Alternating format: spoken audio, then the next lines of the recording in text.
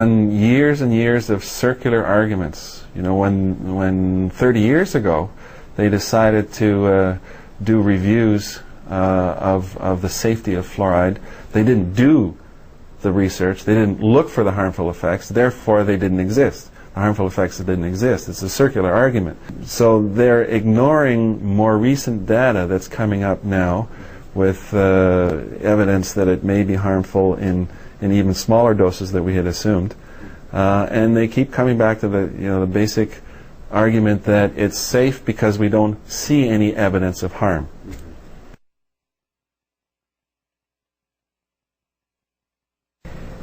Just about nearly 2 years ago, I had the enormous pleasure to interview the late Dr. John Cahoon in New Zealand. And when we got to the topic of osteosarcoma, he said that he knew parents of children who died from osteosarcoma. And he said,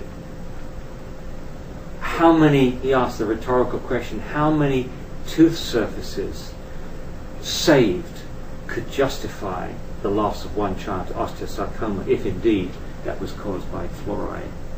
Let me ask you the same question. I mean, how many teeth saved would justify some of the health effects that we may be getting from fluoride? Well, I think the health care system, the people responsible for the health care system, should look at the total risk-benefit and make a decision. If they actually start making estimates on the cost to the healthcare system, even if there, is an underestimate of the hip fractures, if there's an underestimate of the bone cancers, is there underestimate of the hypothyroidism resulting from fluoride interference with iodine and thyroid function, an underestimation of the reproductive effects. If you even make those calculations and add that to the equation of dental fluorosis, it's quite clear that the benefits do not outweigh the risks. The risks are far too high. If I was to provide fluoride to a patient in this dental chair and not inform them about the risks involved in swallowing this fluoride, if they take this fluoride toothpaste home, now there's warning labels on the toothpaste, but if I give a special formulation to patients and I say, take this home and use it, it's going to prevent dental decay. If I don't provide warnings and discuss the precautions and the harmful side effects that might occur when you swallow this stuff, I could be sued in civil law, in a civil law court for not getting informed consent. Cities have never obtained informed consent from their residents after putting or before putting fluoride in the water supply. Why is it difficult to get people, dentists, doctors, and others, to even look at this issue? I think because the national governmental organizations have publicly stated they want fluoride in the water to protect people from dental disease. You have to completely turn around 180 degrees organizations like the Center for Disease Control in Atlanta, the American Dental Association, the National Institute for Dental and Craniofacial Research, the NIDCR, which is a institute from the National Institute of Health. The public health associations recommend fluoride in the water. Everybody still recommends fluoride in the water. We have to eat away at each and every single organization and convince them that they're in the wrong position, that it can no longer be supported, possibly even legally.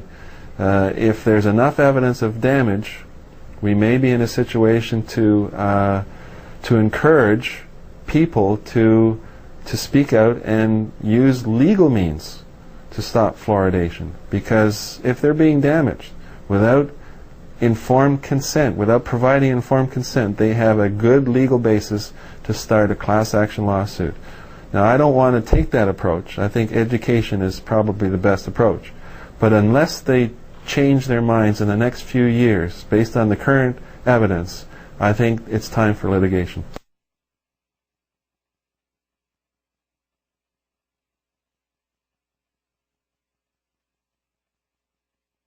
One of the recommendations I've made is, because we now know that it doesn't need to be swallowed, that the public has to be informed. Again, informed consent.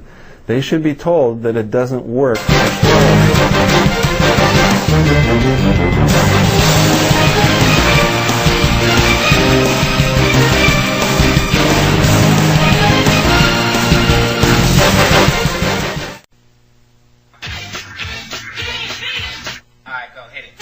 You're listening to the Edge Radio program, a show so hot, your radio might catch on fire.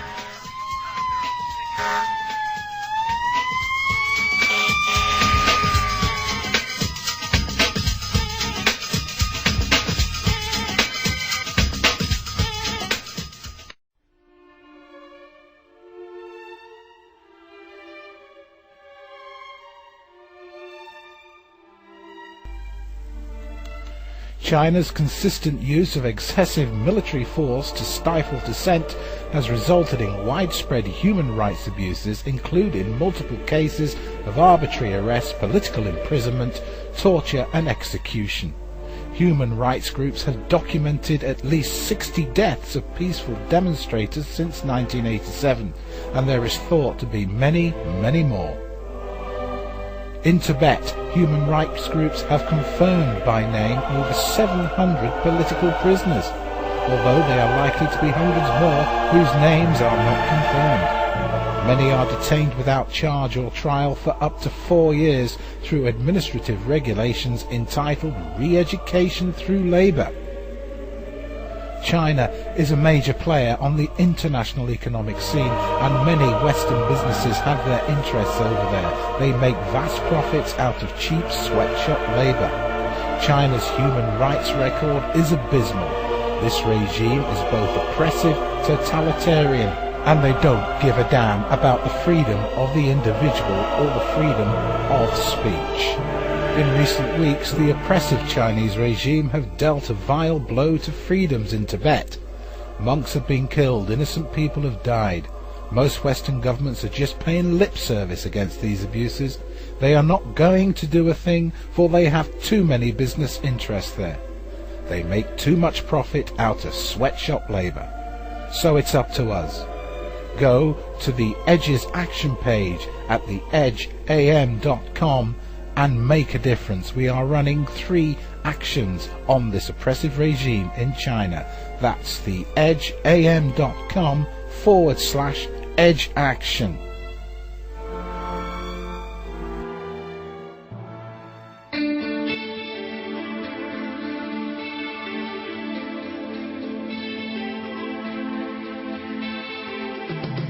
Do you think you can make a difference in a world where there is so much injustice?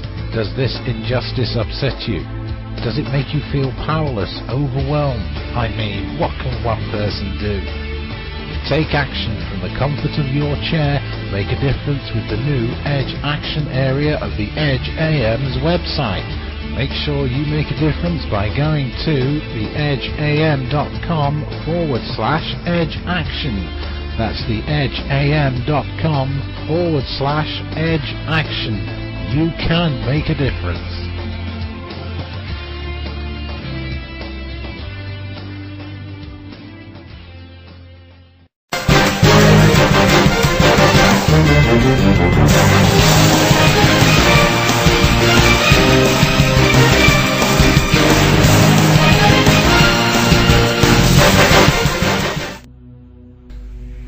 Hello again, my name is Andy Radford, your host for Thursday Reports, coming to you from the Edge's UK studio. You can go to the Edge's website by typing in www.theedgeam.com. That's theedgeam.com. Once there, take a look at all the things we have on offer. You can get involved with Edgepedia. Here we are trying to build a database of all the subjects the Edge covers, from political, human rights, through to spiritual. What's more, you can update this yourself. Get involved with Edge Action by going to theedgeam.com/edge action. If you're a singer-songwriter,